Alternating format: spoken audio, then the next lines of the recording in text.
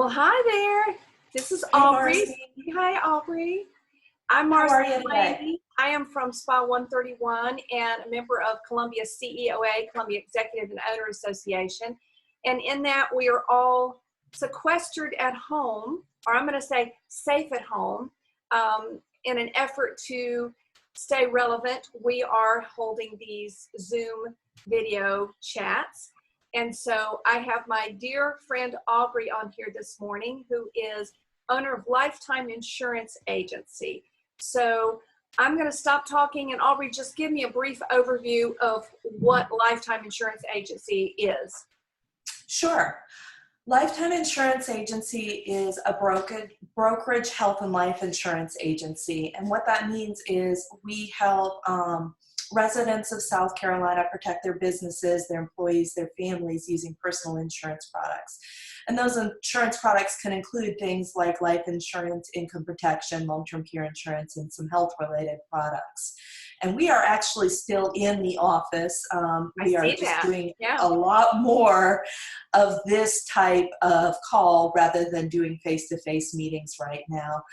Because as you can imagine, things like global pandemics generate insurance questions amongst my clients. So we are going to be here to answer the phone for as long as the governor allows us to come into the office to answer the phone. Well, good. We're so glad that we have people like you that are still doing what you do. So have you had an influx of a different sort of call that you've never experienced before? Because we've never experienced a global pandemic in our lifetime. Mm-hmm. Actually, I have been pleasantly surprised at how few calls I've received specifically related to COVID-19 and coronavirus. When we first started the social distancing here in South Carolina, I did receive some specific inquiries about the health insurance and how we might expect that to be covered or whatnot. And the good news is that if you have major medical in South Carolina, you can expect it to be covered. And then once we started communicating with our clients that here are the resource pages at the various insurance companies' websites, because each company, you need to go directly there. Things kind of settled down. But I have had some inquiries from employer groups as they're having to make hard decisions about whether or not to keep their employees working, or if they're encouraging them to go the route of unemployment temporarily. How is that affecting group benefits and whatnot? And so we've been trying to help some employers figure out the best ways to take care of things, because each situation is a little different. Well, how is it affecting that? I've got a small business and I've had to lay all my people off. So speak to that a minute. Well, what I have found is that with my employer groups that offer like employer-sponsored health insurance benefits, first of all, the insurance companies are being somewhat more tolerant about what their definition of an active employee would be as a way of trying to keep as many people insured as possible. But also, if the employer group if somebody has to drop off the group coverage because they're not at work, that triggers a special enrollment period so that they could at least still go purchase individual coverage through the marketplace if need be. I have not seen that amongst my employer groups. Most of my employer groups seem to be committed to keeping their employees covered as long as they can. But that doesn't mean that if this continues to extend, that we won't be having to have some of those conversations. The other side of things that I've seen from most of my companies is that they are changing what the requirement would be for a rehired employee. Normally you'd go through the original waiting period. And in this situation, they're allowing, once those employees come back actively to work, they're allowing them to come right back onto the group insurance rather than having to wait 30 or 60 days or whatever the normal waiting period would be. So that's a good thing. This is completely uncharted territory. Everybody's wading through and muddling through and just doing the best we can and trying to figure it out. But I think for the most part, everybody is really on the same page in that we're wanting to do what we can for one another and just continue to support and encourage one another and provide the benefits and the things that we have. It's just a tough time. It's a really, really hard time. Have you had any panic calls? Honestly, I haven't. I've been really pleased and proud of, I work with a lot of small business owners across South Carolina. And at least, knock on wood, so far, everybody is concerned, of course, but everybody seems to be committed to let's take this day by day and problem solve and figure out solutions, and this is what we're thinking we need to do. How does that impact our benefits?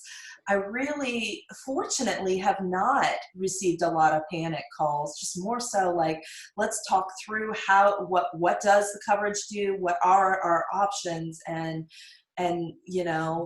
we're here to be a resource, and this is the time for business owners, local business owners, to look out for each other.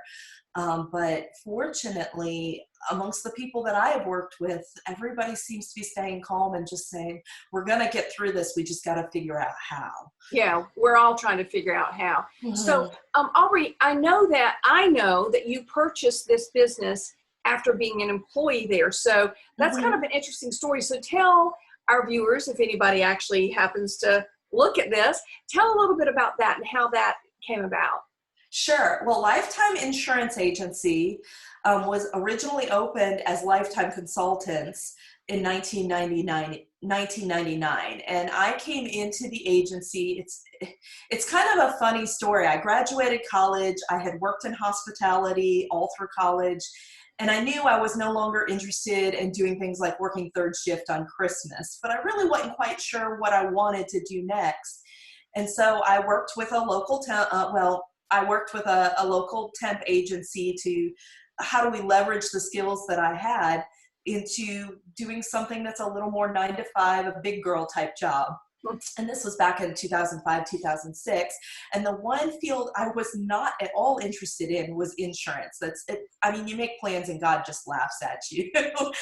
But she did, the representative that I was working with, she knew the former owner quite well, and she was just like, please just go meet them, because I really think you'd be a good fit for this company.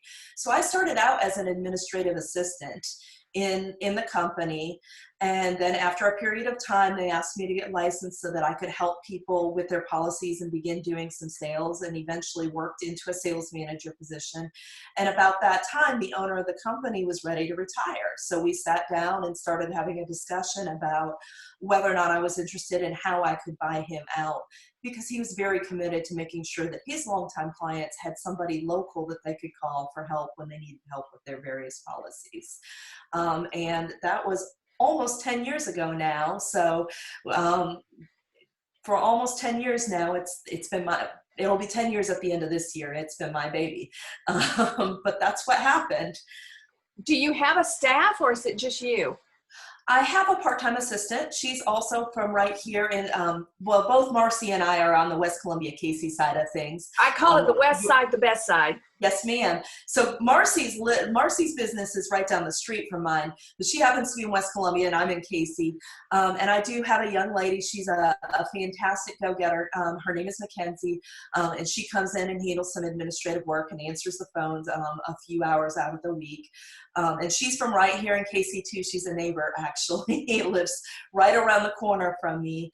And we handle things, and then my husband is also, he's not in the insurance side of things, but he takes care of many things around the office for us. So he's a good guy. He's a good guy to have around. So I'm here. Everything you're saying to me speaks to me, because it's all very relationship driven, right?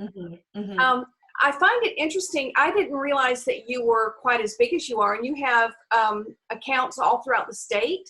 Yes. Actually, I primarily focus on sales in South Carolina, but I have clients across the country. Some of them have bought here in South Carolina, and then as they've retired or relocated, they've moved. So I have a few clients in Texas. I have a few in Tennessee. But right now, actively, I market and I handle business all across South Carolina. Wow, big girl, just like you said. You had to do a big girl thing. So let me switch gears just a little bit. I want to talk a little bit about the personal side of Aubrey, because I happen to know some really cool things about you. And one of the things that I know about is you are somebody would say so many degree black belt. I say so many degrees of badass. Tell me about what you do with that, because people may not know. Yeah, so both my husband and I, we train in a style of martial arts called Danzanryu Jiu-Jitsu.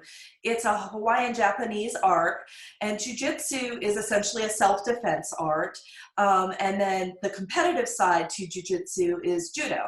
So I am only a first degree black belt. I'm currently training, well, at the moment the dojo is closed, so I'm not actively training, but I'm in preparation to, knock on wood, take my exam for my second degree black belt probably in the fall. Some of that will depend on how long the dojo is closed, because while public schools are closed, we're definitely closed. But since I got my black belt back in 2016, I have begun helping teach the children's classes, and the children take judo, and that's a competitive sport, and they go compete. And I've gone and competed as well. We go to both state and national events. And if you ever really want to find out if you know something, you should find a way to go teach it, because those kids just, I don't have any children of my own yet, but those kids just light my life up, and I have not seen them in 4 weeks, and I'm missing them dearly. Boy, can they challenge you. Yes, yes. In our class, it's about 20 to 25 students that regularly turn up. We have one of the largest children's programs in the nation as far as our overall organization goes. It's one of the most metropolitan. We have children across all different races, which is a lot of fun. And the youngest child just turned 4 at the beginning of this month. She's been training since a little after she started 3. We don't really have a minimum age. It's more about their ability to take instruction. And then my oldest students are about 12 years old, and then they would transition into the teen class, which is taught by a different instructor. Where is the dojo? I don't know anything about this. Sure, it's located right here in Lexington County. It's in Lexington off Corley Mill Road, so not so far from where you and I do business. Yeah, maybe I'm gonna think about doing some jujitsu, judo, whatever. Well, I can't actually imagine. really encourage it, especially for lady friends. But one of the first things that I started learning when I started training, and that's been about 8 years ago now, is how to take a fall safely. So this is a reason for adults to actually consider that. Could And that Marcy, have I know done you've had a anything for me? personal experience. Yeah, I don't think that would have helped. So, well, maybe, maybe not. But We don't and know. I'll give you a good example. My husband installs signs for a living, and not so long ago, he had a situation where he was up on a ladder. He was working with somebody else who was on they were both on ladders on either side of an awning, and something happened where a bolt failed or something, and so the sign started to fall, and my husband had to jump off of that ladder, and he was able to jump off the ladder and fall safely or land safely without actually injuring himself. Now, me personally, I just am really good at tripping over my own feet, and so the fact that I can fall down and not scrape my hands and knees up or break a wrist, it's one of the most valuable skills. Thank goodness I've never ever had to fight using martial arts. I've never ever been in a situation where I thought I was going to have to fight, but situational awareness and just being able to like somewhat keep my balance hopefully will keep me well as I get older. Yeah, I do too. I hope that you never have to experience something like that, whether it's an accident like I did or having to do some sort of self-defense. But that's a great skill to have. And I got to say, if I'm ever in experience anything like that, I'd like to have somebody like you with me. So I think, for self-defense, I think all of us need to do that, particularly women. Well, I actually have my timer on because I've been a little long-winded with everybody else, and that, believe it or not, we're closing in on 15 minutes. So Wow. it went awfully fast. But do you have anything that you would like to close with, in perhaps how the CEOA has been a benefit to you? And also, how can we be a benefit to you right now during this time? Sure, absolutely. So the CEOA has been kind of been a unique experience to me. The former owner of the agency, Mitch Branton, is one of the original members of the CEOA. So in a way, I felt like I was a member of the group even before I owned the business. I would never consider giving that membership up. The sales that we get accounts for at least 30% of the new sales that come into the agency come out of the CEOA. And when it comes to specifically to health insurance, probably closer to 60%. Of course, I do other products besides health insurance.